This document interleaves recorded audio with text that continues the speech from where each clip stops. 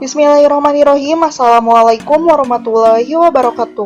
Halo, selamat siang anak-anak kamu yang soleh dan soleha. Kembali lagi di pembelajaran tematik bersama Ambu Muti. Alhamdulillah, untuk pembelajaran hari ini kita sudah masuk ke tema 7 tentang perkembangan teknologi dan subtema 3 tentang perkembangan teknologi komunikasi. Sebelum itu, kalian siapkan dulu pulpen A3C-nya, lalu dibuka halaman 53. Kita akan belajar tentang menemukan informasi dari teks. Seperti yang kita ketahui, bidang komunikasi merupakan bagian penting dalam kehidupan kita sehari-hari. Nah, kita dapat berkomunikasi dengan anggota keluarga, teman, ataupun saudara kita. Nah, kita dapat berkomunikasi dengan jarak dekat ataupun jarak jauh. Alat komunikasi ini membantu kita untuk berkomunikasi dengan teman kita yang tinggal jauh dari kita, sehingga kita dapat berkomunikasi dengan cepat. Nah, alat komunikasi ini berkembang dari waktu ke waktu, dan kita bisa mengetahui alat komunikasi yang digunakan pada zaman dahulu. Kita perlu membaca teks tentang komunikasi pada zaman dahulu. Nah, dalam teks tersebut, kadang-kadang kita menemukan kata sulit yang belum kita ketahui artinya. Oleh karena itu, kita perlu mencari arti kata sulit tersebut. Nah, setelah kita mengetahui arti dari kata-kata sulit tersebut, kita dapat memahami isi teks yang kita baca. Coba kalian perhatikan teks tentang sinyal asap atau alat komunikasi pada zaman dahulu. Sebelum ada perkembangan teknologi komunikasi seperti saat ini, manusia berkomunikasi dengan sinyal asap. Ada yang tahu apa itu sinyal asap? Nah, sinyal asap ini pertama kali digunakan pada zaman Yunani kuno pada tahun 522 sampai 486 sebelum Masehi. Sinyal asap ini digunakan seseorang yang berdiri dan menyalakan api. Seorang yang berdiri tersebut membuat pesan yang ditimbulkan dari asap yang ditimbulkan oleh api. Setelah itu, pesan akan diterima dan dimengerti oleh orang yang ditujunya. Sedangkan pada zaman Tiongkok kuno, sinyal asap ini digunakan oleh para tentara yang berjaga di tembok besar Tiongkok. Sinyal asap digunakan mereka untuk saling mengingatkan jika ada serangan musuh. Nah, sinyal asap ini dikirimkan dari satu menara ke menara lainnya. Asap ini dapat terlihat dari jarak yang jauh. Sedangkan saat ini, komunikasi menggunakan sinyal asap masih dapat kita temui, salah satunya di kota Roma, di Italia. Sinyal asap ini digunakan untuk menandakan terpilihnya paus yang baru. Asap putih yang keluar dari cerobong asap di gereja ini menandakan bahwa paus baru telah terpilih. Nah, inilah informasi tentang sinyal asap. Mari kita cari arti dari kata-kata sulit yang sudah kita garis bawahi. Pertama, ada kata teknologi.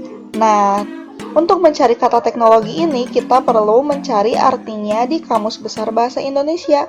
Sehingga jika kita sudah mengetahui arti kata tersebut, kita dapat lebih memahami isi teks yang kita baca. Teknologi ini mempunyai arti keseluruhan sarana untuk menyediakan barang-barang yang diperlukan bagi kelangsungan dan kenyamanan hidup manusia.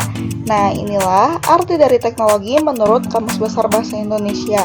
Lalu kata yang kedua ada sinyal. Nah, sinyal ini berarti tanda atau isyarat. Kata yang ketiga adalah menara. Menara adalah bangunan tinggi untuk mengawasi daerah sekitar. Yang keempat ada kata komunikasi. Apa itu komunikasi?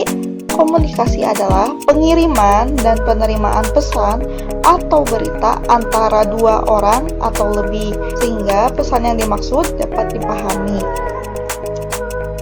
Lalu kata yang kelima ada kata kuno. Kuno ini memiliki arti lama atau dari zaman dahulu atau juga dahulu kala.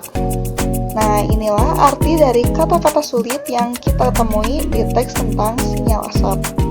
Kita lanjut ke materi pembelajaran matematika tentang menentukan keliling benda berbentuk bangun datar. Pembelajaran sebelumnya kita sudah membahas tentang keliling. Nah, yang dimaksud dengan keliling bangun datar merupakan jumlah panjang sisi-sisi dari bangun datar tersebut. Keliling bangun datar dapat ditentukan dengan menjumlahkan banyaknya satuan panjang seluruh tepian benda tersebut. Nah, kita bisa menghitung keliling dari benda-benda yang bisa kita ketemui di kehidupan kita sehari-hari. Pertama, ada amplop. Amplop ini memiliki bentuk bangun datar yaitu persegi panjang. Yang mana sih kelilingnya? Keliling dari amplop tersebut merupakan warna merah dan biru. Merah dan biru di tepi amplop ini menandakan bahwa itu adalah keliling dari amplop tersebut. Nah, biar lebih jelas, Ambu kasih garis merah ini ya. Nah, yang garis merah ini adalah tanda dari keliling amplop. Lalu benda yang kedua adalah rambu lalu lintas. Nah, ketika kita sedang jalan-jalan, biasanya kita menemukan rambu lalu lintas. Rambu lalu lintas ini biasanya membentuk segitiga. Yang mana sih keliling dari rambu lalu lintas ini? Keliling dari rambu lalu lintas ini adalah garis-garis merah ini. Nah, garis merah tepi ujung ini adalah keliling dari rambu lalu lintas. Yang keempat adalah rambu peringatan. Rambu peringatan ini biasanya berbentuk belah ketupat. Yang mana sih kelilingnya? Kelilingnya adalah tepi atau garis ujung-ujung yang berwarna hitam ini dari rambu peringatan. Nah, bisa kita ulang lagi bahwa keliling ini adalah jumlah panjang sisi-sisi dari bangun datar tersebut. Nah, coba kalian perhatikan gambar dan contoh keliling beberapa bangun datar berikut. Bangun yang pertama adalah bangun segitiga. Kita kasih nama ya, P, Q, R. Untuk lebih memudahkan menamainya, kalian biasa tempatkan untuk, misalnya kalian mau memberi nama ABC. Nah, A-nya kalian biasakan simpan di sebelah kiri bawah, lalu ke sebelah kanan, lalu ke atas, agar lebih memudahkan ya untuk pemberian namanya dan tidak mengacak. Dari segitiga PQR ini, kita dapat menentukan kelilingnya yaitu panjang sisi PQ ini, PQ, lalu sisi QR ke atas, dan sisi RP. Nah, jadi keliling dari segitiga ini adalah jumlah dari panjang sisi PQ ditambah sisi QR ditambah sisi PR. Nah, itulah keliling dari segitiga PQR.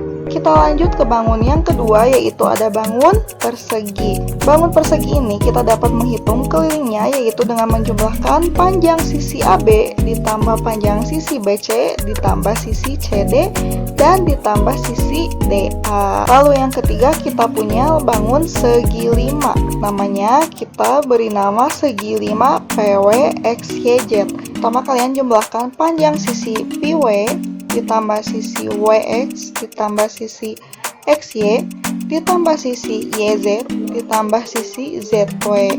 Nah, seperti itu ya cara untuk mencari keliling dari bangun datar berikut ini. Alhamdulillah untuk materi hari ini dicukupkan sekian. Untuk tugasnya, silahkan kalian kerjakan. Ayo berlatih halaman 63 tentang menentukan keliling dari bangun datar. Jangan lupa untuk mengerjakan tugasnya dan kumpulkan ke Ambu ya. Ambu tunggu tugasnya. Terima kasih anak-anak. Wassalamualaikum warahmatullahi wabarakatuh.